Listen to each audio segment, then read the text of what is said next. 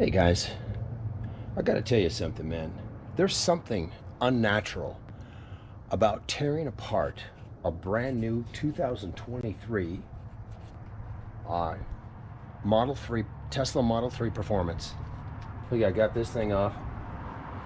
I had to use this spatula to, I don't have any other tool for it to take that light off. This one's harder. I'm a little bit stuck right here right now.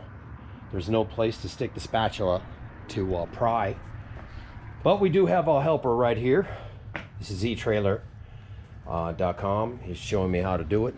There's no way I would do this without his help, but I can't get that light off. I got to get the light off so I can get this bolt off on the other side over here. You know what I'm saying? And once I get that off, I will be able to pull that fascia off. You want to pull this rubber piece out of the way too, I guess, a little bit. They show you most of the stuff that you're supposed to do on there, but they should have showed you how to take this light off versus this easy one, which I might add was still not easy. But anyways, we're taking off this thing so we can install this Ecohitch right here, so we can carry a bike rack. Initially, we will do a Uncut Piston Pro X bike rack initially to carry one of my mountain bikes, or both my mountain bikes actually. And then we do have an electric mountain bike coming in from Bitrix. It's the Juggernaut XD Duo.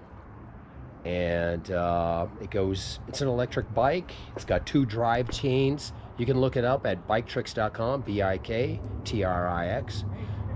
38 miles per hour. Weighs about 80 pounds with the battery. It, let's see here, what else does it have? It has 4 piston, dual, 4 piston brakes in the front, 4 piston brakes in the back. It's a very nice bike. It only got a 4-inch suspension travel in the front, a Ren fork. It's a rigid in the back. You can't put a suspension on there because the bike, it has dual chains. The rear frame of the bike would not be strong enough to hold that kind of torque. Probably it would throw everything out of canter. So it's a rigid in the back, but I do have a seat post with a spring in it. I forget the brand name on it, but you'll see the bike when I get it. It's going to take about 9 more weeks for it to come in that range.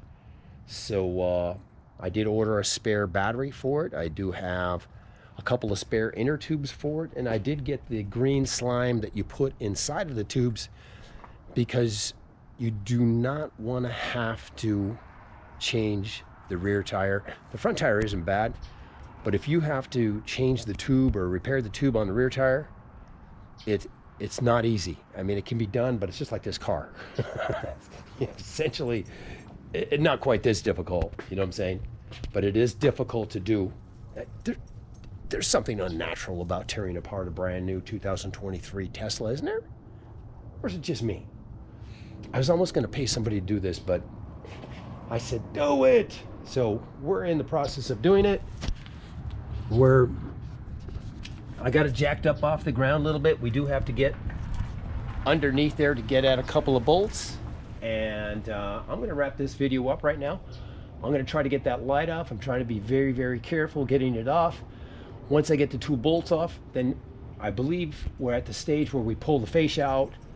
Once you get the fascia off, then you get into the very nice part of it, of taking the metal bumper off, and the plates that are between the bumper and the car, and that's when you start putting the good stuff on. Anyways, oh yeah, let me show you underneath here. You can see right there, that's the hitch comes down right there. Should be pretty cool. I'm gonna keep on going with this job, trying to get this light off. There's many YouTube videos on YouTube, not many, but one by eTrailer that's pretty good. So no sense in me doing it step by step. Just follow the one on eTrailer. Gotta go.